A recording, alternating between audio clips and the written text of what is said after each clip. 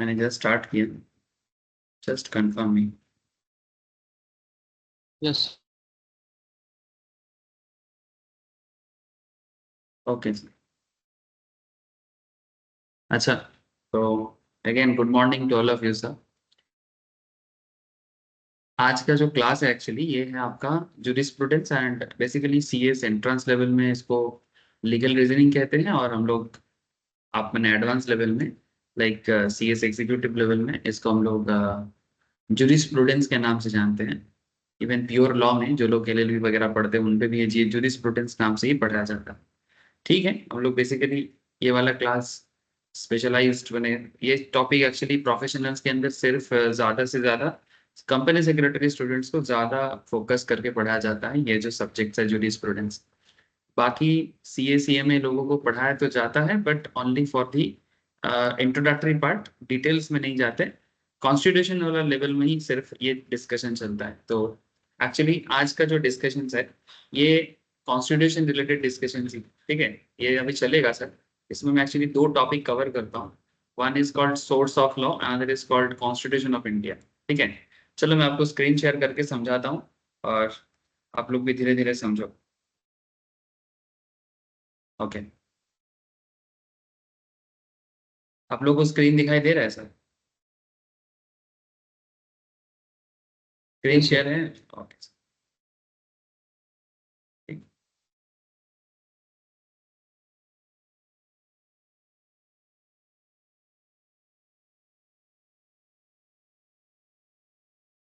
चलो।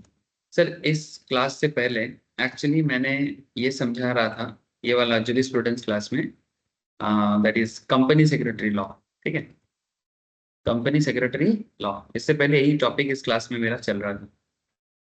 ये topic normally professional level में सीएस लॉ के बारे में पढ़ा जाता है सर। कंपनी सेक्रेटरी एंट्रांस में थोड़ा ज्यादा फोकस है, बट बहुत लोग एंट्रांस करके नहीं आता है। ठीक है, डायरेक्ट एंट्री करते हैं, तो उन्हें भी पता होना चाहिए कि आखिर कंपनी सेक्रेटरी का लॉ क्या होता है। ठीक है, जिसको हम लोग नॉर्मली सीएस एंट्रेंस लेवल में लीगल एप्टीट्यूड के अंदर इसके अंदर पढ़ते हैं। उसमें हम लोग जो टॉपिक कवर किए हैं that is company secretary legislation. ठीक है, कंपनी सेक्रेटरी लेजिस्लेशन। मैंने इस पर्टिकुलर लॉ जो हम लोग इससे पहले वाला मैंने ये वाला क्लास स्टार्ट होने से पहले जो टॉपिक हम लोग पढ़ रहे थे, ऑब्वियसली उसमें फोकस मेनली एंट्रेंस लेवल में है, बट फिर भी क्योंकि मुझे लगता है कि बहुत लोग सीएस का पढ़ाई तो करता है लेकिन पता ही नहीं होता कि सीएस का काम क्या है, सीएस रिलेटेड स्कोप क्या है, आखिर कंपनी सेक्रेटरी कोर्स कंप्लीट करके आप कहाँ जाना चाहते हो, as well as company secretary का इम्पोर्टेंस क्या है। ठीक है, ये सभी topic actually company secretary legislation के अंदर पढ़ाया जाता है। चलो, that's a beautiful part of our company secretary journey. अभी हम लोग धीरे धीरे एक इंटरेस्टिंग पॉइंट में जा रहे हैं सर, और आज का पॉइंट जो है आप लोगों को स्क्रीन दिख रहा है आई होप। ये सीएस एग्जीक्यूटिव लेवल से एज वेल एज ये टॉपिक तो आजकल सीएसईएमएस स्टूडेंट्स को भी पढ़ाया जाता है। ठीक है, भले ही मैं भी सीएसईएमएस स्टूडेंट्स को क्लास में नहीं ले पाया due to their schedule matters, लेकिन धीरे धीरे मैं उनके लिए भी ये क्लास एक्स्ट्रा अलॉट करना पड़ेगा मुझे, बिकॉज न्यू सिलेबस में सीएसईएमए को भी source of law and constitutions of India के बारे में डिस्कशंस किया जा रहा है। तो बेसिकली आप इतना समझ रहे हो सर, पहले जो चीज़ सिर्फ लॉयर जानता था धीरे धीरे उस चीज़ को कंपनी सेक्रेटरीज को भी पढ़ाया जा रहा है, और उसके साथ साथ धीरे धीरे अभी जितना टाइम आ रहा है उस हिसाब से ये चीजें सभी को जानना पड़ेगा मोटा मोटी। ठीक है, सोर्स ऑफ लॉ मैंने एक्चुअली मैं आपको इंडिया का मैप ओपन करके रखा। सर क्या रीजन है कि इंडिया के मैप के साथ क्या बताना चाहता हूँ मैं? सर ज्यादा कुछ नहीं, बस इतना कहना चाहता हूँ कि ये जो हमारा देश है ना, इंडिया, ठीक है, या भारत, ये देश चलता कैसे है? कुछ तो लॉ होगा ना। ठीक है, तो ये जो लॉ है, जिस लॉ के बेसिस में ये कंट्री रन होता है, या फिर आप ऐसे समझो कि देश का जो नियम है वो कहाँ लिखा गया है। एक काम करते हैं, इतना इंडिया लिखने का जरूरत नहीं है, यहाँ पर इंडिया तो है, यहाँ पर बस एक मैं एन लगाऊंगा, इंडियन कॉन्स्टिट्यूशन। ठीक है, इंडियन कॉन्स्टिट्यूशन। ठीक है, तो ये इंडियन कॉन्स्टिट्यूशन तो जो देश का मेन लॉ है सर। ठीक है, भारत के संविधान, ठीक है, भारत के संविधान, ये संविधान में क्या लिखा है उसके बेसिस में ये पूरा कंट्री चलता है, और यही टॉपिक आप लोगों को भी डिटेल्स में पढ़ने के लिए बोला जा रहा है। तो मैं इसको ना थोड़ा प्रैक्टिकल अप्रोच में पढ़ाने का सोचता हूँ। ये सिर्फ लॉ नहीं है सर, ये एक्चुअली हम सबका फ्यूचर है, आवर फ्यूचर। और देश के हर नागरिक को, every citizen of India must know about these things. मैंने, आप लोग सीएस पढ़ रहे हो, कंपनी सेक्रेटरी स्टूडेंट्स हो, इसका मतलब ये नहीं कि सिर्फ आप ही लोग जानोगे, ठीक है? क्योंकि एक्चुअली कॉन्स्टिट्यूशन पढ़ेगा, देश के लॉ का सोर्स को जानेगा, तभी ना वो पर्टिकुलर एक सिटीजन अपने आप के लिए एक ये महसूस कर पाएगा कि भाई वो कौन है, उसका राइट क्या है। जैसे कि अगर आप कॉन्स्टिट्यूशन ऑफ इंडिया में मैं क्या क्या आपको कवर करूंगा, और सोर्स ऑफ लॉ में भी मैं आपको बताऊंगा। Actually source of law basically ये कहना चाहता है कि संविधान बना तो कैसे बना, ठीक है? संविधान बनाने का सोर्स कहाँ से मिला, वर्ल्ड के और भी कंट्रीज से लॉ को लिया गया, इंडिया का जो पुराना सिस्टम है उसे इंक्लूड किया गया, जो पुराने वैदिक टाइम से है, वैदिक time in the sense primitive India, ठीक है? मैंने आज से मे बी 5000 ईयर्स एगो, मैंने maybe from Mahabharata era, maybe from Ramayana era, ठीक है? इसको बहुत लोग आजकल सो कॉल्ड लोग क्या बोलते हैं इसको, पुराण बोलते हैं, ठीक है? It's not Purana, it's actually history. तो वहां से भी काफी सोर्स को लिया गया है। तो जो भी हो, अब सबका अपना अपना चॉइस हो सकता है, कोई हिस्ट्री को पुराण पुराण बोल सकते हैं, दैट्स अ डिफरेंट। जैसे डायनासोर हम लोगों ने देखी नहीं देखा, पर डायनासोर का स्केलेटन देखा है, ठीक है? तो डायनासोर भी क्या है पौराणिक बोलोगे या फिर हिस्ट्री बोलोगे? पौराणिक इन द सेंस इसको इंग्लिश में क्या कहते हैं, माइथोलॉजी, ठीक है? तो जो भी हो, माइथोलॉजिकल सोर्स भी यहाँ पर देखने को मिलता है, ठीक है? सो कॉल्ड माइथोलॉजी, जिसको मैं तो माइथोलॉजी कॉन्सेप्ट को उतना बिलीव नहीं करता। मुझे लगता है एवरीथिंग इज हिस्ट्री। अगर कुछ भी समाज में चल रहा है उसके पीछे जरूर कुछ इतिहास होगा, ठीक है? फिर जब इतिहास बहुत, माने हिस्ट्री जब अनमैच्ड लगता है, जब हम लोग हिस्ट्री को कनेक्ट नहीं कर पाते, तब हम उसे माइथोलॉजी का नाम दे देते हैं, ऐसा मेरा मानना है, ठीक है? हो सकता है कि मैं गलत हो सकता हूँ, इसके बारे में बातचीत हो सकता है, बट जब भी हम लोग हिस्टोरिकल किसी फिगर में बात करते हैं, हम लोग सोचते हैं कि प्रमाण क्या है। जैसे अगर प्रीवियस 200 300 ईयर्स का प्रमाण तो मिल जाता है, 500 ईयर्स का भी प्रूफ मिल जाता है, बट जब बात आता है 2000 years ago, 3000 years ago, 5000 years एगो, 10,000 ईयर्स एगो, ठीक है, तब there is some shortage of प्रूवमेंट, ठीक है? तो उस टाइम पे ये चीज क्या हो जाता है, हिस्ट्री को बना दिया जाता है माइथोलॉजी, ऐसा मेरा मानना है। ऐसे बहुत और भी लोग मानते हैं। चलो, मैं कंट्रोवर्सी में नहीं जाऊंगा, आप लोगों को सीधा source of law and constitution of India में बात करूंगा। तो आज मैं सोर्स में नहीं जा रहा हूँ, एक्चुअली ये दोनों चैप्टर ना मैं कंबाइन करके पढ़ाता हूँ। मैंने कॉन्स्टिट्यूशन को बताने के लिए सोर्स ऑफ लॉ का यूज करता हूँ, तो धीरे धीरे आपको समझ में आएगा broad framework of the constitution, मैंने कॉन्स्टिट्यूशन कैसे बना है। हमारे देश में हम लोग जो सिटीजन है सर, इसका फंडामेंटल राइट्स क्या है, ठीक है? Fundamental rights of the citizen, मैंने as a citizen of this country आपको पता होना चाहिए कि आपका फंडामेंटल राइट्स क्या है, ठीक है? आप किस तरह से बन रहे हो, ठीक है? क्या आपका, आप क्या कर सकते हो, क्या आपके ऊपर कोई भी कभी भी दबाव क्रिएट कर सकता है as a human being of this country, ठीक है? इस भारत देश के नागरिक होने के लिए आपके पास क्या राइट है सर, ठीक है?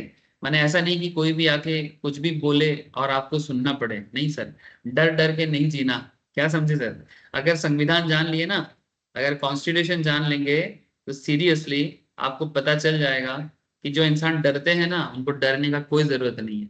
इंसान तभी डरते हैं जब उसे पता नहीं चलता कि भाई उनका हक क्या है। जब आपको अपना हक का पता चल जाएगा, या भारत के आम नागरिक को अपना हक का पता चल जाएगा, हक माने राइट्स, ठीक है, तो इन दैट केस डर डर नाम का चीज नहीं रहेगा, और ट्रू सेंस में कंट्री लीड करेगा। देश अभी एडुकेट होने में बहुत बाकी है सर। हमारा देश इतना एडुकेटेड अभी तक हुआ नहीं है, स्पेशली आफ्टर ब्रिटिश पीरियड। पहले इंडिया का लिटरेसी बहुत हाई, अगर मैं हिस्टोरिकल बात करूं आपको, जब ब्रिटिश इंडिया में आया था अराउंड 1650s के आसपास, उस टाइम पे इंडिया का लिटरेसी चेक किया, तो नॉर्दर्न पार्ट ऑफ इंडिया में, this is the northern India, ऐसे करके था भारत तब। नॉर्दर्न पार्ट का लिटरेसी रेट था सर अप्रोक्स 95%, ठीक है? और साउदर्न पार्ट का, this is south India, south India का लिटरेसी रेट था 98%, ठीक है? ये था literacy rate of our country when British arrived, ठीक है? जब ब्रिटिश इंडिया में आया था, उस टाइम पे वो लोग लिटरेसी रेट चेक किया था कि इंडिया एडुकेटेड कितना है, और ऑन दैट टाइम इंग्लैंड का लिटरेसी रेट था हार्डली हार्डली 40 to 50%। ठीक है, सो कॉम्पेयर ही नहीं होता है। लेकिन क्या है, टाइम टू टाइम बहुत कुछ चेंज हुआ है, बिकॉज हम लोग किसी का कॉलोनी बन गए हैं, पीस पीस लविंग इंडियंस। ठीक है, इतना पीस में रह गया कि दूसरा कंट्री के लोग आके हमें मार पीट करके हमारे ऊपर रूल करके और चला गया। आई डोंट नो आप लोग कितना ये सब चीजों को समझते हो, जानते हो, बट अगर नहीं जानते तो जरूर जानना चाहिए। ओके, ठीक है सर। तो धीरे धीरे चलो पढ़ते हैं। उसके साथ साथ principal, state policy, fundamental duties, ठीक है, हमें क्या ड्यूटी निभाना चाहिए, लेजिस्लेटिव फ्रेमवर्क क्या है, पावर क्या है, सेंट्रल गवर्नमेंट स्टेट गवर्नमेंट के बीच में भी ये कंट्री चलता है ना, हमारा कंट्री जो चलता रन होता है इसमें। जैसे यहाँ पर सेंट्रल गवर्नमेंट है, सेंट्रल गवर्नमेंट कहाँ है, ये रहा हमारा Delhi, this is called new Delhi, new Delhi is our capital. ठीक है, तो न्यू दिल्ली में सेंट्रल गवर्नमेंट बैठा हुआ है, जहां पर करेंटली लीडर है बीजेपी के तरफ से मोदी जी। ठीक है, बाकी ऑपोजिशन में है, राहुल गांधी है, और भी बहुत ऑपोजिशन है करेंटली। अभी एक बीजेपी सब पे भारी जैसा हालत है, बट इस बार थोड़ा सा हल्का हुआ है बिकॉज वोट थोड़ा कम मिला है। ठीक है, लेकिन फिर भी सत्ता मिल गया लगातार तीसरी बार, first time in India after Jawaharlal Nehru. उस टाइम पे तो डेमोक्रेटिक राइट प्रॉपरली नहीं था और वोट भी उस हिसाब से नहीं होता था।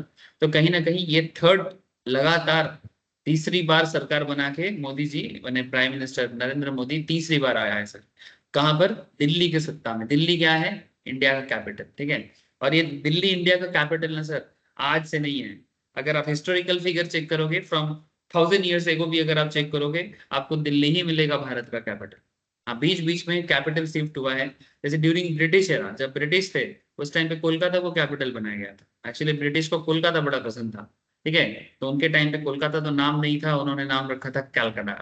ठीक है, जो भी हो, इसके अलावा डिफरेंट टाइम पीरियड में डिफरेंट जगह में कैपिटल का कॉन्सेप्ट देखा गया है, बट हिस्टोरिकली ऑलवेज, ठीक है, Delhi was, is and will India's capital, ये रहा है सर।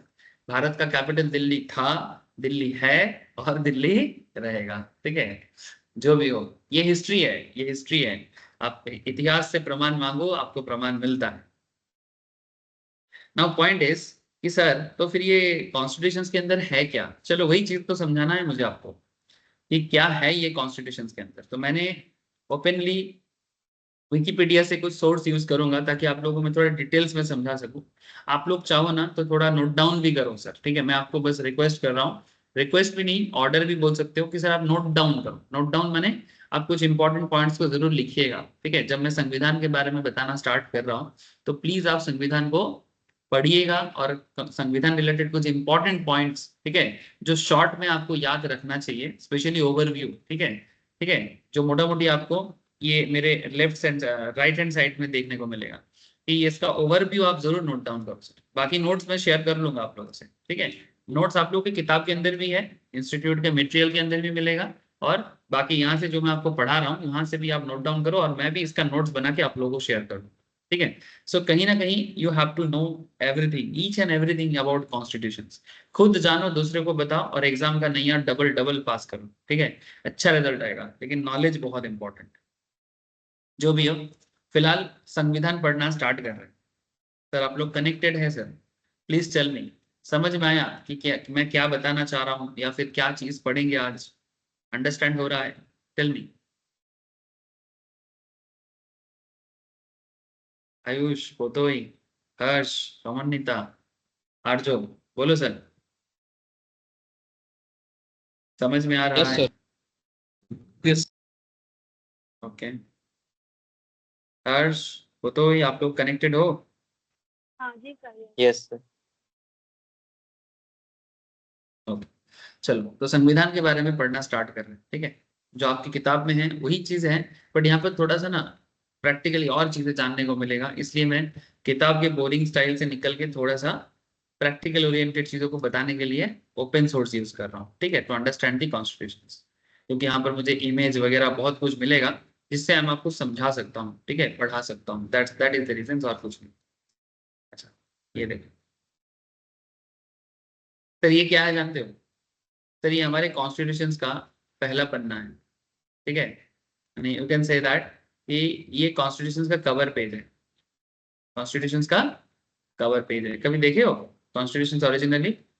ठीक है, इसमें ये कवर पेज के बाद मैंने बेसिकली ऊपर वाला पेज के बाद जैसे आप कॉन्स्टिट्यूशन को ओपन करते हो आपको ये चीज दिखता है। और इसमें ना इसको बोलते हैं प्री अम्बल, क्या बोलते हैं इसको?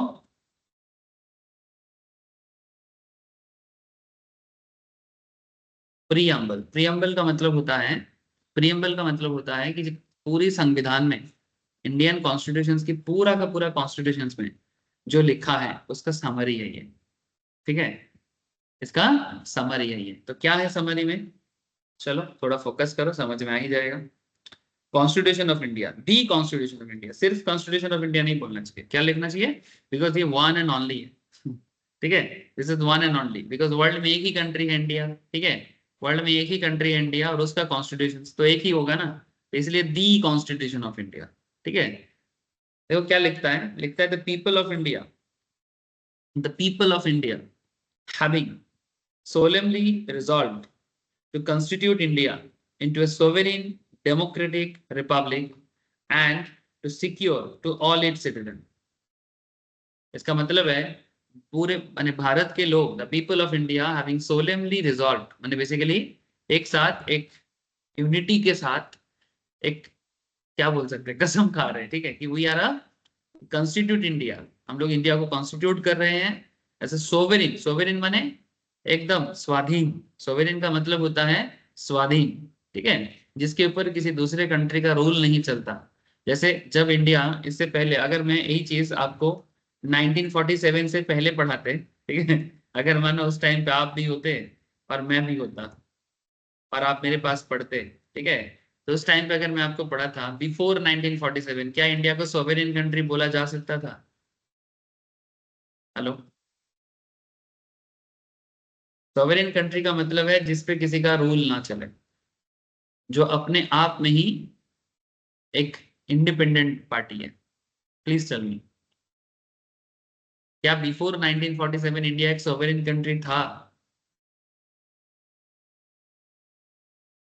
अरे कुछ तो बोलो, हाँ ना?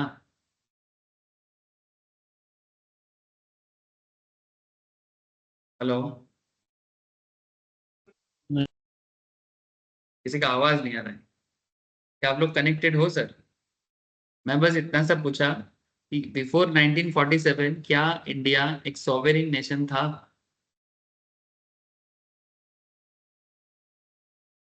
वो तो ही सर आयुष। अचानक शांत हो, हाँ, हाँ बोलो। अचानक शांत हो गए हैं शायद। क्या बंद हो गया है? बोल रहा हूँ अचानक कैसे सब शांत हो गए हैं। हाँ वही मैं पूछ रहा हूँ कि मेरा आवाज आ रहा है आप लोगों को? हर्ष, यस हर्ष। सर। ओके, वो तो ही को साउंड आ रहा है, शवन नीता को बोलो सर, तो फिर बोलो ना, कनेक्ट करो मेरे साथ। मैं पूछा आपको, सिंपल चीज पूछा कि 1947 से पहले क्या इंडिया एक सॉवेरिन नेशन था? No sir. No sir, thank you, वही आवाज नहीं आ रहा था। ठीक है, नहीं था सोवेरिन। सोवेरिन नेशंस का मतलब ये होता है कि जिसपे किसी का रूल ना चले। ठीक है, माने इंडिया कैसे चलेगा, ठीक है, ये पहले कौन डिसाइड करता था? बिकॉज उस टाइम पे country as a India country था ही नहीं, उसे कहा जाता था ब्रिटिश इंडिया। ठीक है, उसे कहा जाता था British India, not a India. ठीक है, भारत अपने आप में कोई इंडिपेंडेंट कंट्री नहीं था। ठीक है, तो इसलिए करेंटली जो संविधान, ये जो संविधान आप देख रहे हो, कहाँ चला गया भाई, ये रहा। ठीक है, ये संविधान क्या बता रहा है? The people of India having solemnly resolve to constitute India. कैसे इंडिया बनाया हम लोगों ने? एक सोवेरिन देश बनाया। कौन बनाया सर? सभी भारतवासी ने मिलकर बनाया। तो जो लीडर हम लोगों को लीडिंग किया है, ठीक है, there are some great leaders from Indian freedom movement, है ना? सुभाष चंद्र बोस, महात्मा गांधी, सरदार पटेल, है ना, खुदीराम बोस, बहुत सारे हैं। अपने अपने स्टेट में, हर स्टेट का अपना अपना है, चंद्रशेखर आजाद, ठीक है, बहुत सारे। तो भगत सिंह, ठीक है, तो इतना फ्रीडम फाइटर सभी ने मिलकर देश को एक लीड किया। लेकिन इसमें सिर्फ फ्रीडम फाइटर का ही योगदान नहीं है, आम भारतवासी का भी बहुत बड़ा योगदान है सर।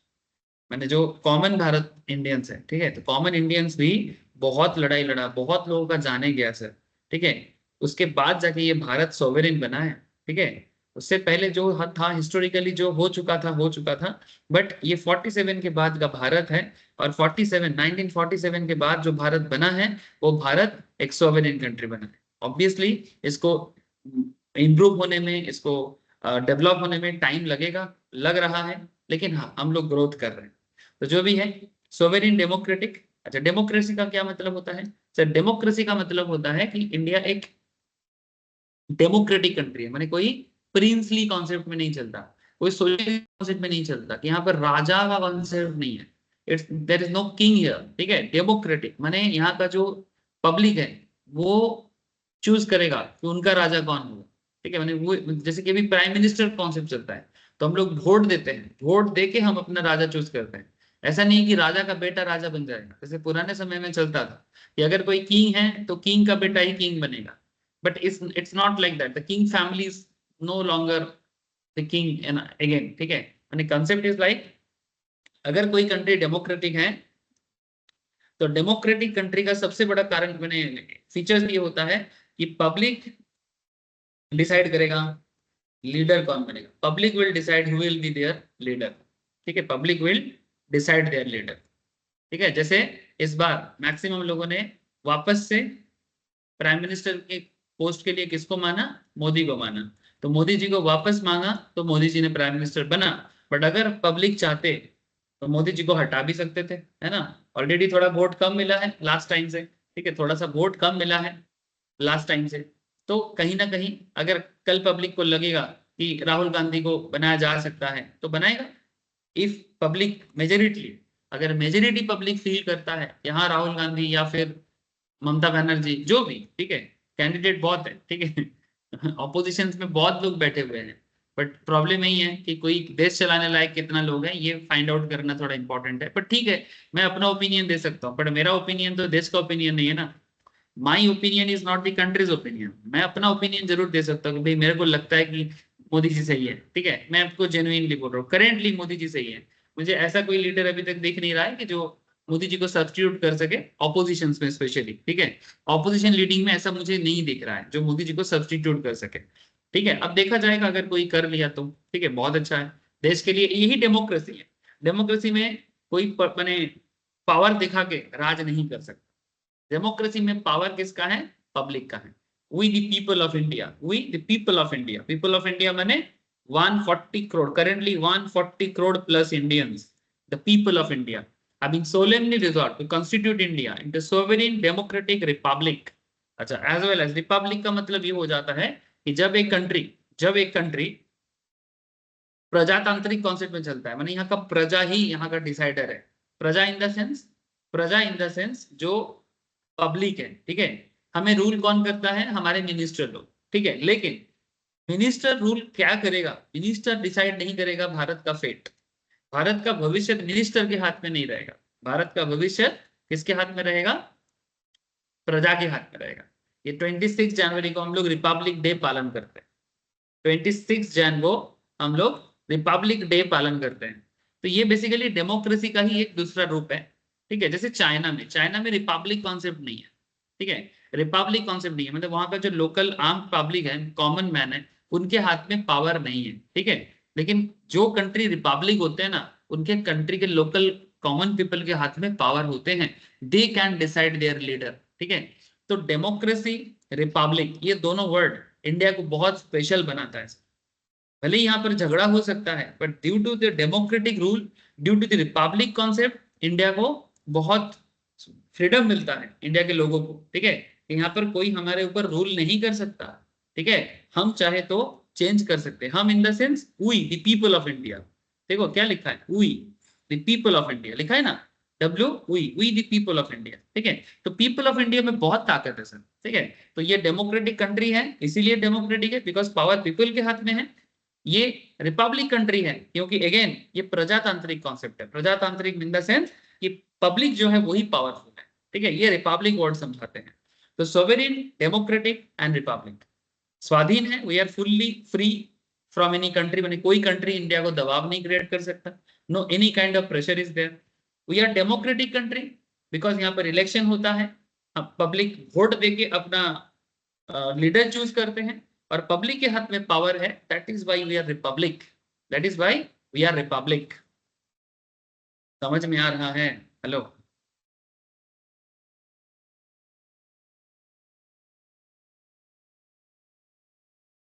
क्या सर? देखो यहाँ पर रिपब्लिक शब्द का मतलब भी है, republic based on Latin phrase res publica, is a state in which political power rest with the public through their representatives. ठीक है, हम डिसाइड करते हैं, we the public will decide कि कौन हमारा लीडर बनेगा। This is called republic concept. And there is a concept of democratic, तो डेमोक्रेसी के साथ रिपब्लिक। डेमोक्रेसी में क्या है?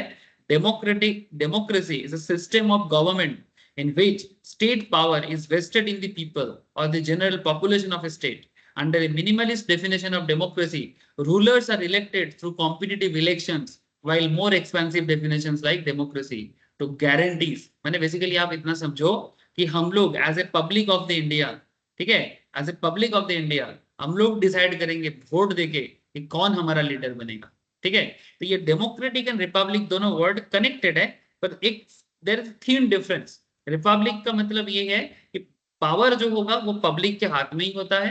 ठीक है, भले ही कुछ नेता लोग समझ लेते हैं कि वो लोग पावरफुल है, नहीं, नेता का कोई पावर नहीं, गलत सोचते हैं, they don't have any power. उनको पावर हम देते हैं, हम माने पब्लिक देते हैं। ठीक है, अगर पब्लिक नेता को पावर नहीं देगा तो नेता कभी पावरफुल नहीं बनेगा। ठीक है, तो यही चीज रिपब्लिक कॉन्सेप्ट से आता है। अगर आज मोदी जी अपने आप को पावरफुल समझते हैं, अगर ममता बनर्जी अपने आप को पावरफुल समझते हैं, अगर कोई भी स्टेट का सीएम या देश का पीएम या कोई भी एमपी माने मेंबर ऑफ पार्लियामेंट्स, अगर कोई भी एमएलए अपने आप को पावरफुल समझते हैं, तो ये पावर उनके कारण नहीं है। That is not because of their self, this is because of ourselves, ourselves in the sense we the people. I hope you understand sir. ठीक है, ये चीज जितना जल्दी पब्लिक ऑफ इंडिया समझ ले उतना अच्छा है सर। फिर प्रीएम्बल क्या बोलता है sir? To secure all its citizen, ये जो सॉवरेन डेमोक्रेटिक रिपब्लिक है, इसमें इसको बनाने के पीछे का कॉन्सेप्ट क्या है? सभी लोगों को जस्टिस देना, social economic and political justice. क्या देना? social, economic and political justice. Social, economic and political justice. Political justice in the sense, political justice in the sense कि पब्लिक जो है उनको पॉलिटिकली हर चीज को करने का पावर होना चाहिए। पॉलिटिकल जस्टिस माने वोट दे सकता है वो। ठीक है, इकोनॉमिक जो भी सुविधा है उनको मिलेगा, एंड सामाजिक हर तरह का सुविधा में वो पार्ट ले सकता है। सबको प्रॉपर जस्टिस मिले माने न्याय मिले, न्याय, सामाजिक न्याय, गरीब को भी अपना हक मिले, रिच को भी अपना हक मिले, सबको जीने का राइट मिले। ठीक है, सबको इकोनॉमिक सुविधाएं मिले, ठीक है, डे टू डे, और पॉलिटिकल सुविधाएं भी सबको मिले। Liberty of thoughtful expression. Actually political शब्द का मतलब होता है पॉलिसी जो बनता है, पॉलिसी मेकर्स। पॉलिसी मेकर्स माने जो देश को चलाते हैं वो पॉलिसी मेकर्स होता है। So the policy makers build a policy for the public. ठीक है, तो पॉलिसी मेकर्स जो पॉलिसी बनाते हैं ना, दैट इज कॉल्ड पॉलिटिक्स। हम लोग पॉलिटिक्स का मतलब सोचते हैं गुंडागर्दी। ठीक है, हम लोग का नॉर्मल सेंस है कि पॉलिटिक्स का मतलब होता है गुंडागर्दी, मारपीट, दंगा, है ना, जो पावर दिखाया वो सत्ता में, जो पावर नहीं दिखाया वो चला गया। सर ये तो पॉलिटिक्स का एक क्या बोलेंगे माने it's kind of degradation version, degradable version. माने पॉलिटिक्स को अगर गंदा किया जाता है तो ये हालत होता है। But the main politics is not what we know as a politics. Politics वो होता है जो देश के डेवलपमेंट के लिए पॉलिसी मेकर्स बनाते हैं, और वो पॉलिसी इंप्लीमेंट करके अल्टीमेटली पब्लिक को डेवलप किया जाता है। एक्चुअल में प्रॉब्लम क्या है जानते हो? Problem is not with the politicians, the problem is with the public. Country का पब्लिक अगर डेवलप हो जाए, पब्लिक का मेंटेलिटी, पब्लिक का एजुकेशन अगर डेवलप हो जाए, तो हम लोग डेमोक्रेटिकली, रिपब्लिकली सही लोगों को चूज करेंगे। और जब सही लोगों को चूज करेंगे, when there is a right person in the right place, when there is a right MPs, when there is a right MLAs in the right place of the constitutions और parliament, ठीक है, then automatically develop policy ही बनेगा। लेकिन जब गलत लोगों को गलत जगह में बिठाओगे तो पॉलिसी क्या हो जाएगा? करप्ट हो जाएगा। और करप्ट पॉलिटिक्स अल्टीमेटली कंट्री को क्या करेगा, करप्ट करेगा।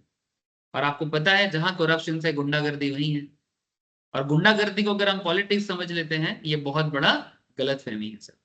गुंडागर्दी is not politics, that's a very bad assumptions about politics जो नॉर्मली आम आदमी समझते हैं, ठीक है। ये गलत कॉन्सेप्ट है। कॉन्सेप्ट इज लाइक कि जो पॉलिसी मेकर्स के लिए जो थ्रू से जो पॉलिसी बनता है फॉर द पब्लिक, ठीक है, दैट इज एक्चुअली पॉलिटिक्स। तो यहाँ पर पॉलिटिक्स किस मैटर पे होना चाहिए, जस्टिस, न्याय देना चाहिए social economic and political matters में, लिबर्टी ऑफ थॉट, आपको सोचने का अधिकार हो, आपको एक्सप्रेस करने का अधिकार हो, आपको बिलीव करने का अधिकार हो, आप अपने फेथ बना सकते हो, फेथ माने जिसको आप भरोसा करते हो। अगर आपको हिंदुइज्म फॉलो करना है आप फॉलो कर सकते हो, अगर आपको जैनिज्म फॉलो करना है आप फॉलो कर सकते हो, अगर आपको सिखिज्म फॉलो करना है आप फॉलो कर सकते हो, मतलब धार्मिक जो विश्वास है, ठीक है। अगर आपको बुद्धिज्म फॉलो करना है आप फॉलो कर सकते हो, अगर आपको इस्लाम फॉलो करना है फॉलो कर सकते हो, क्रिश्चियनिटी फॉलो करना है फॉलो कर सकते हो। समझे सर, जितना रिलीजियस कॉन्सेप्ट देखने को मिलता है, मोटा मोटी हर फेथ, ठीक है, जुदाइज्म फॉलो करना है फॉलो कर सकते हो, ये सब वर्ल्ड वाइड पॉपुलर धर्म है सर, फेथ है, ठीक है। बहाई फॉलो करना है कर सकते हो, ये दीज आर ऑल फेथ्स, ठीक है। बहाई, जुदाइज्म, हिंदुइज्म, जैनिज्म, सिखिज्म, बुद्धिज्म, इस्लाम, क्रिश्चियनिटी, ठीक है। तो कॉन्सेप्ट इज कि जिस फेथ में आपको भरोसा है, जिस भगवान पे आपको भरोसा है, गॉड, अल्लाह जो भी है, जिस पे भरोसा है उसको फॉलो करो, आपको कोई रोकेगा नहीं, आपको कोई रोकेगा नहीं। लेकिन सर हम लोग तो देखते हैं हिंदू मुस्लिम लड़ाई चलते हैं, ठीक है, देश को हिंदुत्व, बीजेपी का कॉन्सेप्ट है कि देश को हिंदुत्व वाला कंट्री बनाए, कांग्रेस का मानना है कि नहीं देश को मुस्लिम फेवर कंट्री बनाए, सबका अलग अलग सोच देखने को मिलता है, ठीक है।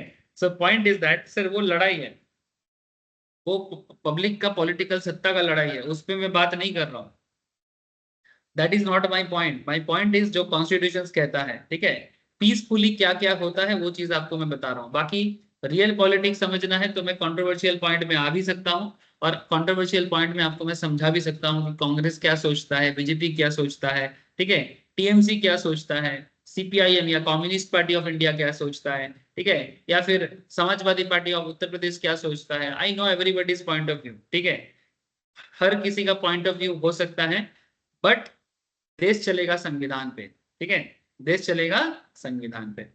Sir equality, equality of status of opportunity and to promote among them all, सबको इक्वल नजर से देखो, धर्म का रिलीजियस भेदभाव नहीं होना चाहिए, ठीक है, या फिर जाति के आधार पे ऊंचा नीच ऐसा कुछ भी नहीं, दैट इज नॉट एक्चुअली जाति कॉन्सेप्ट, बट एक्चुअली ये भारत का कुछ रिसेंट पॉलिटिशियंस, ठीक है, आफ्टर ब्रिटिश, कुछ लोग देश को बर्बाद कर रहा है सर, ठीक है, क्या करके देश को अंडर डेवलप करना चाहता है, देश में लोगों को एक्चुअली इलिटरेट रखना चाहता है, there is a very thin line between the politics and so called politics. तो क्या करते हैं ना ये लोग, इलिटरेट पब्लिक को इलिटरेट रख के, ठीक है, अपना राज जमाना चाहता है, they want to dominate for the years, एंड इनका मेन कॉन्सेप्ट है कि ये लोग डोमिनेट करता रहेगा जब तक पब्लिक इलिटरेट रहेगा, ठीक है। इसके लिए ये लोग क्या करना चाहता है, इसके लिए ये लोग चाहते हैं कि हम लोग बड़े ही, मैंने पब्लिक जो है ना वो पढ़ा लिखा ना करे, वो अपना अधिकार ना समझे, ठीक है। तो there are lots of things, तो equality of status of opportunity and to promote among them all, सबको इक्वल रखने का कॉन्सेप्ट फॉलो करना चाहिए, संविधान ये कहता है, चाहे कोई भी धर्म से हो, कोई भी जाति से हो, बेसिकली ह्यूमैनिटीज का प्रॉपर स्टेबिलिटी होना चाहिए, humanities is above all. Fraternity, fraternity माने वी द इंडियंस, हम लोग जो फ्रैटर्निटी है माने we are the Indian fraternity, ठीक है, assuring the dignity of the individual and the unity of the nations, देश को तोड़ने का काम कोई नहीं करेगा, ठीक है।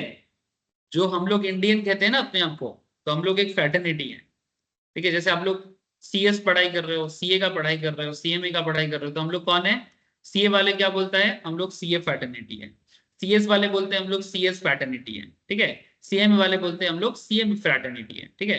तो फ्रैटर्निटी सिमिलरली इंडियन फ्रैटर्निटी माने वी द इंडियंस, ठीक है, assuring the dignity of the individuals, माने हम लोग अपने का भी डिग्निटी माने जिसको इन सो कॉल्ड भाषा में बोलने, हमें नॉर्मल भाषा में मैं बोल सकता हूँ, हम लोग जेंटल रहेंगे, माने भद्र सभ्य था, ठीक है, भद्र सभ्य in the sense we must be gentle, ठीक है, वी मस्ट बी डिग्निफाइड, ठीक है, माने ऐसा कुछ भी नहीं करेंगे जो किसी और को किसी ना किसी तरह से छोटा दिखाना, इंसल्ट करना, ठीक है, हर किसी को ह्यूमन, एक ह्यूमन दूसरे ह्यूमन का रेस्पेक्ट करेगा और अपने आप का भी रेस्पेक्ट करेगा, ठीक है, तो fraternity assuring the dignity of the individual and the unity of the Nations, ठीक है, तो डिग्निफाइड कंट्री एक तभी जाके यूनाइटेड कंट्री बन सकता है, ठीक है।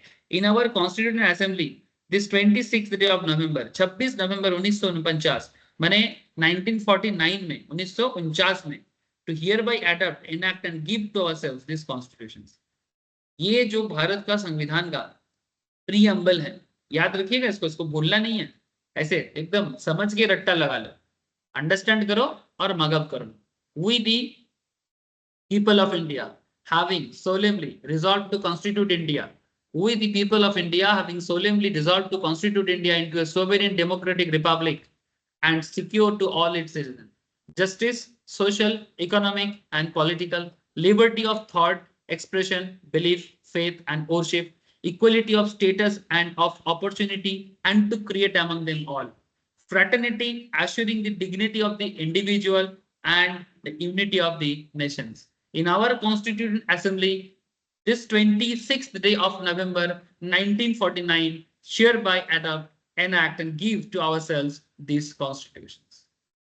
ये पूरा याद होना चाहिए और अंडरस्टैंडिंग के साथ, कुछ समझे सर? हेलो, ये हर भारतवासी को याद होना चाहिए, ये याद होना चाहिए और अंडरस्टैंडिंग के साथ कि आप क्या पढ़ रहे हो, सिर्फ रट्टा लगाना नहीं है, ओनली मगअप से नहीं होता है sir, understanding realization is very important part of our education, ठीक है, तभी जाके प्रोफेशनल एजुकेशन बाकी सभी एजुकेशन से अलग इसलिए हो जाता है बिकॉज ऐसे हर एजुकेशन में अंडरस्टैंडिंग तो रहता ही है, लेकिन क्या है ना, नॉर्मल एजुकेशन में इतना लोग मेहनत नहीं करना चाहते, जो मैं हमेशा बोलता हूँ, ठीक है। तो मोटा मोटी आपको प्रीएम्बल, मोटा मोटी नहीं, क्या आप लोग अच्छे से समझ में आया प्रीएम्बल? हाँ, क्या आप लोगों को प्रीएम्बल समझ में आया?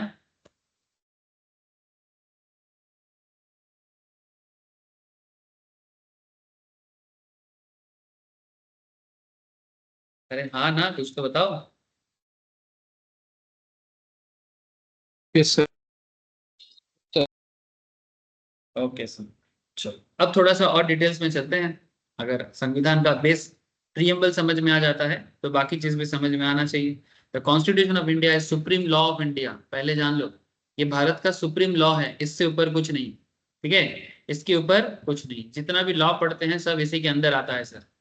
The document lays down the framework that Democrats, ठीक है, Democrats fundamental political code, fundamental political code, code माने लॉ, कोड माने सिक्योरिटी कोड नहीं, कोड माने law, structure procedures, powers and duties of the government, structure, procedures, powers and duties of the government, ठीक है।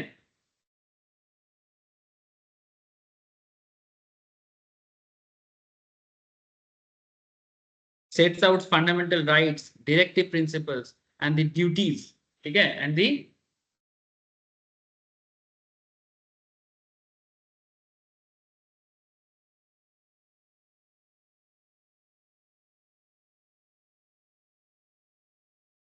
the duties of the proposal suggested by M.N. Roy. Sir ये कौन है M.N. Roy?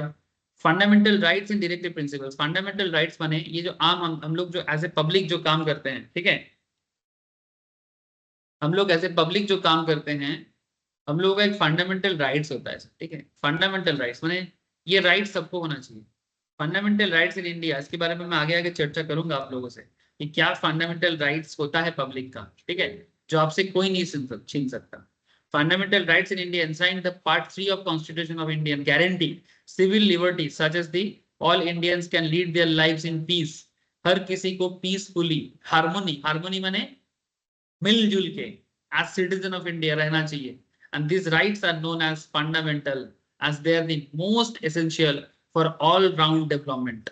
समझे sir? ये आगे discussions का point है कि हमारा पीसफुली रहने का राइट कोई नहीं छीन सकता।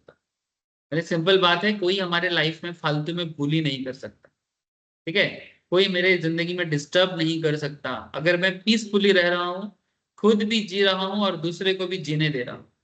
ठीक है, मैं खुद भी अपना लाइफ को लीड करूंगा और दूसरे को भी अपने लाइफ को लीड करने दूंगा, किसी के लाइफ में फालतू में टांग नहीं अड़ाऊंगा।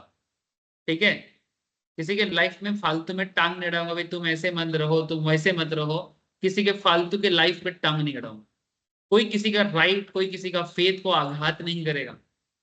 ठीक है, there are lots of thing, ऐसे कंट्रोवर्सी है सर, उसके अलग एक इतना बड़ा कंट्री है, हिस्टोरिकल रॉन्ग है, कंट्रोवर्सी मस्ट बी देयर, लेकिन ये राइट्स है।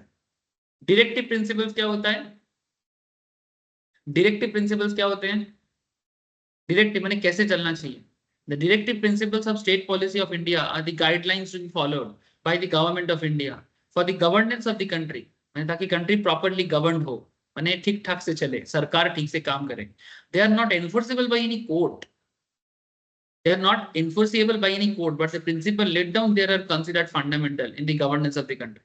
पर ऐसा नहीं कि कोर्ट ने बोला तो ऐसा करना चाहिए।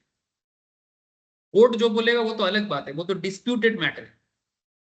कोर्ट का मैटर तो डिस्प्यूटेड, किसी के अंदर कुछ केस होता है तो कोर्ट आ जाता है बीच में, वो तो प्रॉब्लम में है। बट नॉर्मल लाइफ में फंडामेंटल राइट्स कोर्ट के थ्रू से नहीं होगा। That's a very simple principles.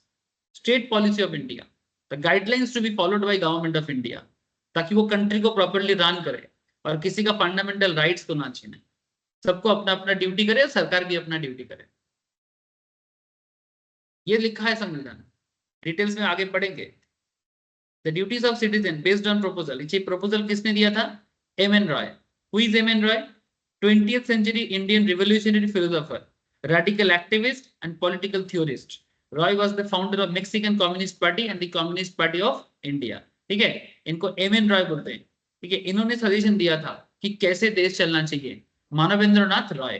ठीक है, मानवेंद्रनाथ रॉय, इनके सजेशंस पे कॉन्स्टिट्यूशंस को धीरे धीरे डेवलप किया गया। He was a delegate to the Communist International Congress and Russia's aid to China in the aftermath of World War II. Roy moved away from orthodox Marxism to a philosophy of radical humanism, attempted to chart third course between liberalism and communism। ठीक है, चलो मैं M.N.. Roy की details में नहीं जाता अभी, क्योंकि this is not our part, but फिर भी यहाँ पर एक एम.एन. रॉय के बारे में थोड़ा सा बोला गया है, क्योंकि उन्होंने कुछ प्रपोजल सजेस्ट किया था, उसी सजेशंस को यहाँ पर दिखाया गया। चलो, और एक बात आपको जानना चाहिए, it is the longest written national constitution in the world. It is the longest written national constitution in the world, यानी वर्ल्ड में इससे पहले इतना लंबा रिटन लिखित कॉन्स्टिट्यूशन नहीं था, हाथ में लिखा गया है। इसके पहले इसका और एक कंट्री है, आई थिंक अलाबामा या कोई एक जगह है, उसका है sir, I think that is the first longest. Second longest I think India है। आई थिंक ऐसा ही कुछ एक कॉन्सेप्ट है, मैं थोड़ा सा भूल रहा हूँ, मैं आपको बाद में दिखा दूंगा कि किसका कॉन्स्टिट्यूशन सबसे बड़ा है। आई थिंक लॉन्ग रिटन में आई थिंक इंडिया नंबर 1 है, but overall India I think number 2, यानी इतना सारा रूल्स रेगुलेशंस के साथ ये हमारा संविधान बना है। और एक बात जाना sir, it imparts constitutional supremacy, not the parliamentary supremacy. Constitutional supremacy क्या होता है सर? सुपरमेसी माने पावर। ठीक है, सुपरमेसी माने power. In political science, constitutional autonomy is the process of asserting constitutional nationalism from an external legal or political power. The source of autonomy is the Greek word translated as springing from the land. It usually means the assertion of not just। माने इसका simple मतलब इतना समझो कि constitutional supremacy माने देश में किसी का नहीं चलेगा, चलेगा तो सिर्फ कॉन्स्टिट्यूशन का चलेगा। ठीक है, किसी का नहीं चलेगा, माने मैं क्या बोल रहा हूँ, दूसरा क्या बोल रहा है, बीजेपी क्या बोल रहा है, कांग्रेस क्या बोल रहा है, सीपीएम क्या बोल रहा है, नहीं, कॉन्स्टिट्यूशन क्या बोल रहा है, that's a very important part. तो it imparts the constitutional supremacy, not parliamentary supremacy, since it was created by constituent assembly.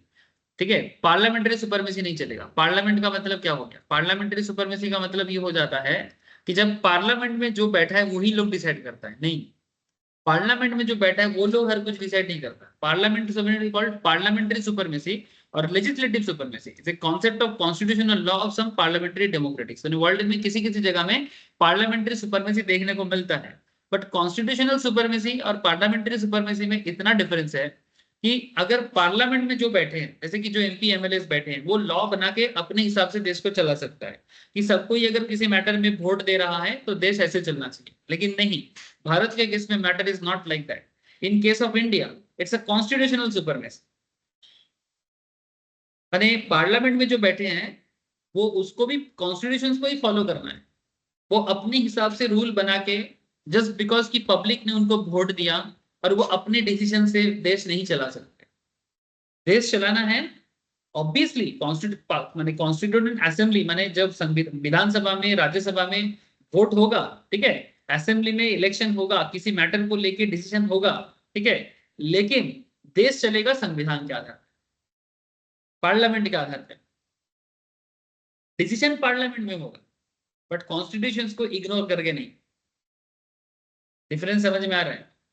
Decision parliament में ही होगा, डिसीजन कॉन्स्टिट्यूटेंट असेंबली में ही होगा, बट कॉन्स्टिट्यूशन सुपरमेसी रहेगा, माने संविधान सर्वोपरि है, संविधान सबसे ऊपर है, संविधान को इग्नोर करके नहीं। ठीक है, इसलिए बोला है and was adopted by it's people with the declaration in its preamble, जो आपको मैं इतना देर से समझा रहा था। Parliament can not override the constitution. Parliament संविधान को ओवरराइड नहीं कर सकता। Parliament can not override the constitution. Parliament में जो एमपी एमएलए बैठा रहता है, ठीक है, जो मेंबर ऑफ पार्लियामेंट होते हैं, जैसे कि हम लोग जिनको वोट देके भेजते हैं, वो अपने हिसाब से देश को करने नहीं चला सकता। वो संविधान के बाहर जाके देश को नहीं चला सकता। I hope it's clear to all of you. बात समझ में आ रहा है? बोलो सर।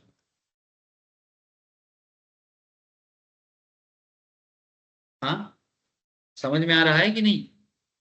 मनुष्य, Yes, sir. आर्चो, आयुष, पोतोई, बोलो सर। सर हर्ष,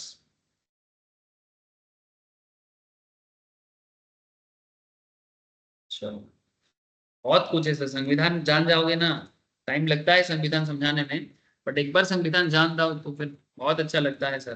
खुद को भी अच्छा लगेगा, देश का एक नागरिक होने के नाते यू फील प्राउड। ठीक है, आपको मैं कुछ शॉर्ट चीज समझाऊं, जो आप चाहो तो फटाफट नोट डाउन भी कर सकते हो।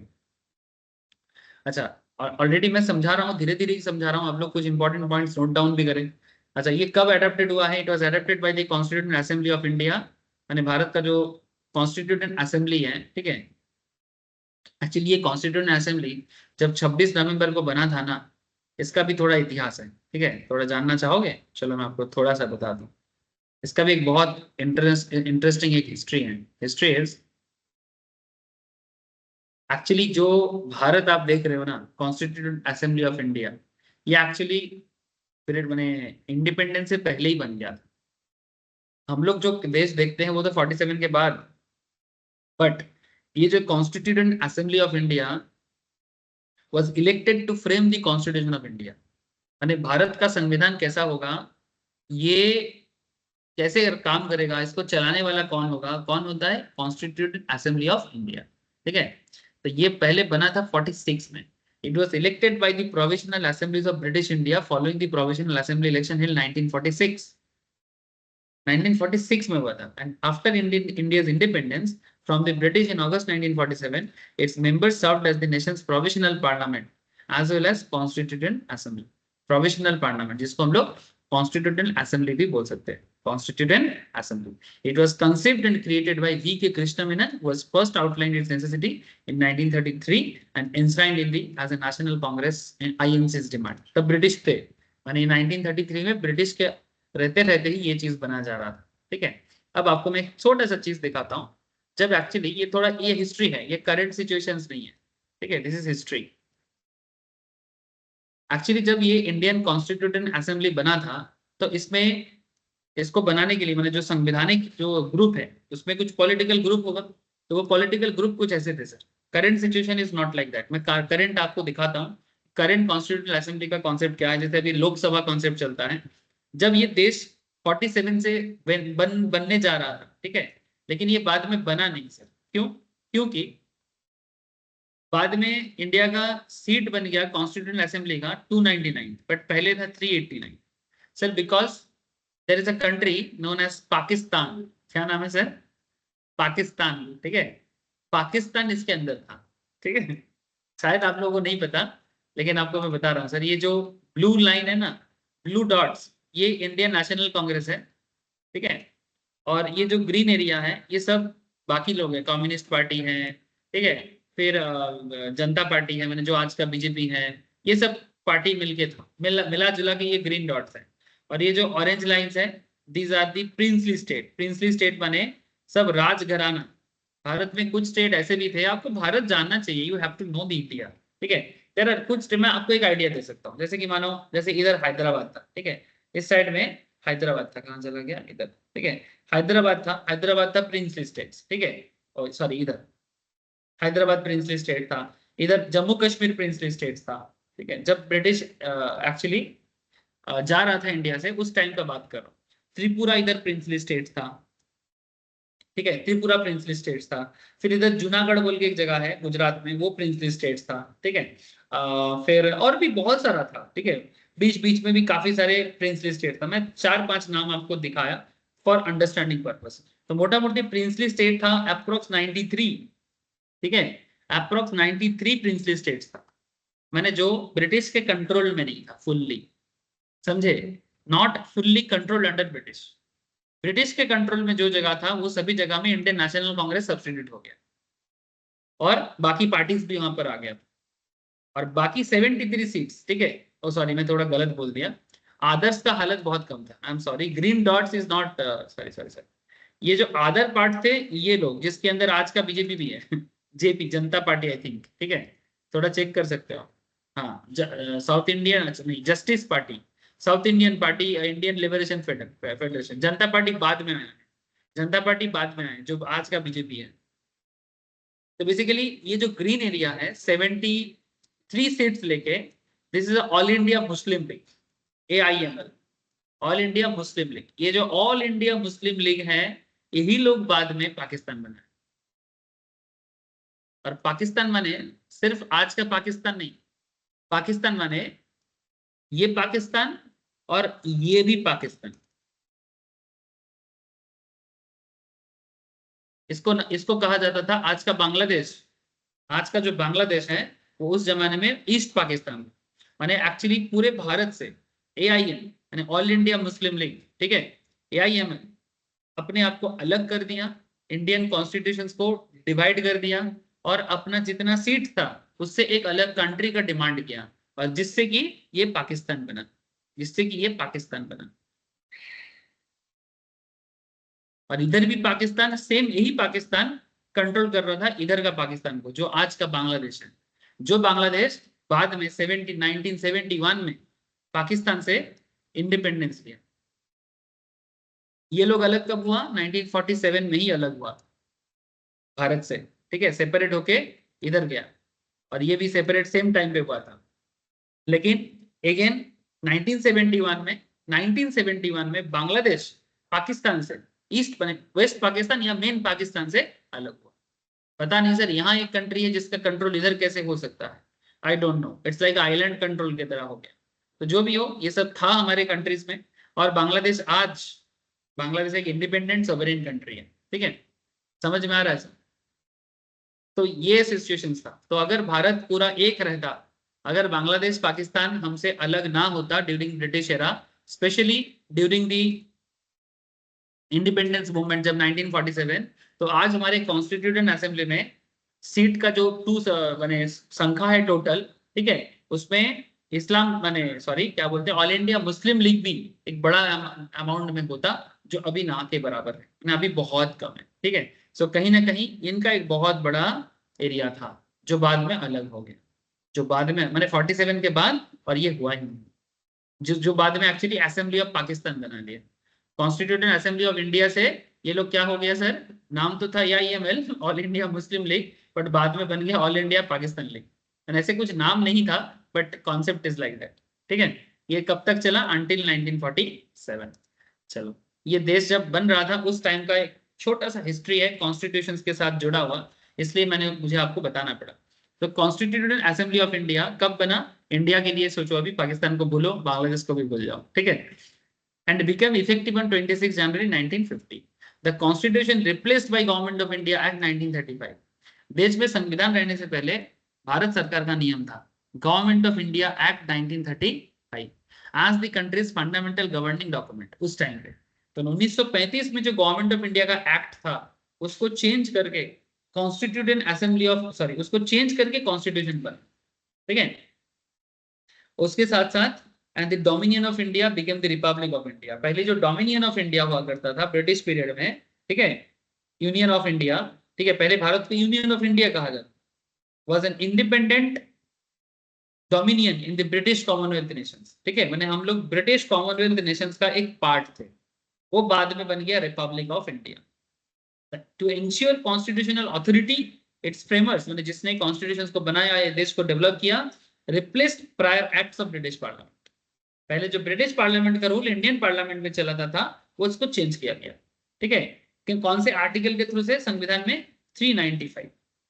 India celebrates its constitution on 26 January as Republic,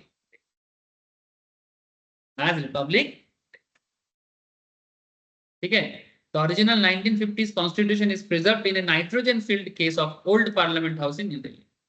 1950 का जो कॉन्स्टिट्यूशन, जो ओरिजिनल कॉन्स्टिट्यूशन है, ताकि वो नष्ट ना हो जाए, इसलिए उसको नाइट्रोजन के थ्रू से फील करके old parliament house new Delhi में रखा गया है। अगर उसको म्यूजियम बनाते हैं तो आप लोग भी जाके कभी जिंदगी में मौका मिले तो जरूर जाके चेक करके आना। सर एक ओवरव्यू ले सकते हो छोटा सा, बाकी चर्चा में सर वो हाँ, रेटिफाइड क्या है? रेटिफाई का मतलब होता है ऑल्टरेशन, अप्रूवल। कहाँ लिखा है रेटिफाई? कहाँ देखा तू? ओवरव्यू में देखिए। रेटिफाई का मतलब होता है अप्रूव पाना। कौन से पॉइंट में बोल? एंड साइड में। राइट साइड में, बट कहाँ है? अच्छा ठीक है, मैं बताता हूँ। जुरिस्डिक्शन क्या है? इंडिया। रेटिफाई, अच्छा रेटिफाई माने इसको अप्रूवल मिला है। रेटिफाई शब्द का मतलब है कि अप्रूवल मिला है। Ratification is the principle of legal confirmation of an act of its agent, ठीक है। In international law ratification is the process by which state declares its consent to be bound to a treaty. माने अगर किसी चीज को तुम मान लेते हो कि भाई हाँ हम लोग इसी तरह से चलेंगे, तो that particular process is called ratification. Approval लेके चलना कि हाँ मुझे परमिशन मुझे मिला भी है और मैं इसे अप्रूव करता भी हूँ, ठीक है। This is called ratify. Ratify माने लीगल कंफर्मेशन। किसी भी चीज को लीगली कंफर्म करने का जो कॉन्सेप्ट है उसे कहते हैं रेटिफिकेशन, ठीक है। समझा? Thank you sir. 26 नवंबर 1949 को, ये वर्ड बार बार लॉ में आता है, बार बार आता है। कॉन्ट्रैक्ट पढ़ोगे वहां पर भी है, हर लॉ में आता है रेटिफाई, ठीक है, आएगा ही आएगा। 74 साल पहले ये आया था। डेट इफेक्टिव 1950 से ये इफेक्टिव हुआ। 26 नवंबर को रेटिफाई किया, अप्रूवल मिला और इफेक्टिव हुआ 26 जनवरी 1950 में। सिस्टम क्या है? Federal, parliamentary and constitutional Republic. क्या डिफरेंस है नेक्स्ट क्लास में चर्चा करेंगे। सर इसका ब्रांचेस क्या है? सर 3 ब्रांच है हमारे कॉन्स्टिट्यूशन का, गवर्नमेंट स्ट्रक्चर जो है। एक होता है एग्जीक्यूटिव, एक होता है लेजिस्लेचर, एक होता है जुडिशियरी। क्या है डिफरेंस बताऊंगा। हेड ऑफ स्टेट कौन है? President of India. चेंबर्स क्या है? 2 है सर। पार्लियामेंट में 2 चेंबर है, कॉन्स्टिट्यूटेंट असेंबली में 2 चेंबर है, एक राज्यसभा और एक लोकसभा। ये जो रिसेंटली हम लोगों ने वोट देके भेजा ना मोदी जी को प्राइम मिनिस्टर करने के लिए, उसको लोकसभा बोलते हैं। हम लोग लोकसभा में एमपी भेजे, फिर एमपी, लोकसभा का एमपी राज्यसभा का एमपी को चूज कर, ठीक है। ये कैसे बनता है? How Rajya Sabha form, how Lok Sabha form, you have to know. ये मैं आगे आगे बात करूंगा। Executive, prime minister of India, led cabinet responsible to lower house and parliament. PM जो है ना वो लोअर हाउस को लिए रिस्पॉन्सिबल है। मैंने जैसे आपको बोला ना लोअर हाउस में ही लोकसभा होता है, तो हम लोग जब लोकसभा में एमपीज को भेजते हैं तो प्राइम मिनिस्टर लोकसभा से ही चुनते हैं, ठीक है। तो prime minister of India led cabinet responsible to the lower house of the parliament, that is called Lok Sabha also. Judiciary क्या है? सुप्रीम कोर्ट है, हाई कोर्ट है, डिस्ट्रिक्ट कोर्ट है। हर एक कोर्ट का काम आपको जानना चाहिए कि सुप्रीम कोर्ट कैसे काम करते हैं हमारे देश को चलाने के लिए, हाई कोर्ट कैसे काम करते हैं और डिस्ट्रिक्ट लेवल कोर्ट कैसे काम करते हैं। सर ये फेडरलिज्म कॉन्सेप्ट में चलता है। फेडरल कॉन्सेप्ट माने there is a central and state concept, partnership. माने देयर, जैसे हम लोग स्टेट में रहते हैं, जैसे we are in West Bengal, कोई है झारखंड से, कोई है अरुणाचल से, कोई है नागालैंड से, कोई है मणिपुर से, कोई है नॉर्दर्न पार्ट ऑफ इंडिया से, राजस्थान से, गुजरात से, महाराष्ट्र से, मुंबई से, ठीक है। तो अलग अलग स्टेट है, तो स्टेट के हिसाब से Mumbai is not state, that's a Maharashtra, ठीक है। तो स्टेट और सेंट्रल मिला के देश को चलाते हैं, ठीक है। तो इसको बोलते हैं federal structure. I will discuss ये फेडरल स्ट्रक्चर, मैं आपसे डिस्कस करूंगा। Electoral college, yes, for presidential and vice presidential elections, ठीक है। इस हमारे कंट्री में इलेक्शनल कॉन्सेप्ट भी चलता है, presidential and vice presidential elections भी चलता है। एंट्रेंचमेंट्स, 2 एंट्रेंचमेंट्स है। ये एंट्रेंचमेंट्स क्या होता है आपको मैं बाद में बताता हूं। सर हमारा कॉन्स्टिट्यूशन मोटा मोटी अभी तक 106 बार अमेंडमेंट हो चुका है। कॉन्स्टिट्यूशन हमारे देश में ऑलरेडी 106 बार अमेंडमेंट हो चुका है। कितना बार? 106 टाइम्स। लास्ट अमेंडमेंट कब हुआ था? 28 सितंबर 2023 को, जो 106 टाइम है। अगर किसी को ओरिजिनल कॉन्स्टिट्यूशन देखना है तो यहाँ पर ओरिजिनल कॉन्स्टिट्यूशन का पीडीएफ भी है, मैं नोट्स में शेयर करूंगा, आप चाहो तो डाउनलोड करके भी अपने पास रख सकते हो। कोई पढ़ेगा नहीं मुझे पता है, इसलिए जितना किताबी बात है उतना ही जान लो भाई। अच्छा, लोकेशन कहाँ है सर? ये है संविधान भवन में है, न्यू दिल्ली में।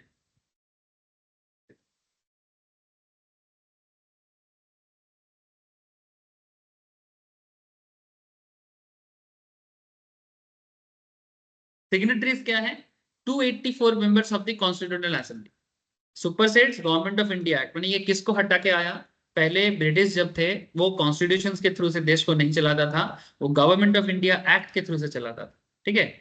उसके बाद इंडियन इंडिपेंडेंस एक्ट भी आया था, जो कॉन्स्टिट्यूशन बनने से पहले और गवर्नमेंट ऑफ इंडिया एक्ट के बीच में आया था, ठीक है। उसके बाद उसको हटा के कॉन्स्टिट्यूशन आया सर, ठीक है, जो 26 नवंबर 1949 में आया, मैंने 1949। ये सब इंपॉर्टेंट पॉइंट्स है, प्लीज याद रखिएगा, ठीक है।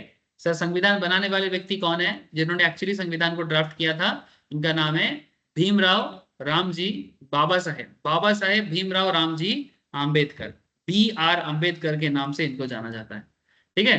तो अब नेक्स्ट क्लास में हम लोग बाकी चर्चा करेंगे। संविधान में बहुत कुछ बोलना बाकी है अभी, ठीक है। कब से चालू हुआ था, कैसे इसका फॉर्मेशन का पूरा टाइमलाइन है, ठीक है। फिर संविधान के अंदर का जो जो बात मैं आपसे कर रहा था वो हर एक चीज मैं आपके साथ बात करूंगा, ठीक है। It's very important part for our educational purpose, ठीक है।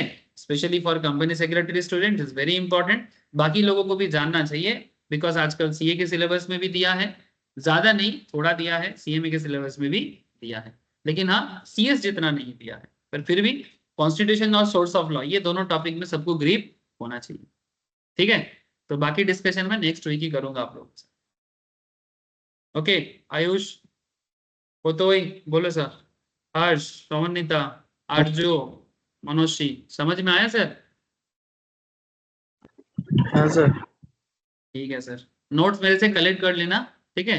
और अपने इंस्टीट्यूट के मैट में जहां से मिले पढ़ना चालू कर देना, और रिलेटेड क्वेश्चन आंसर भी जहां से मिले चालू कर दो। फिलहाल मेरे से नोट्स कलेक्ट करके भी पढ़ाई कर सकते हो। थैंक यू सर, आज इतना ही है। Bye sir, Tata.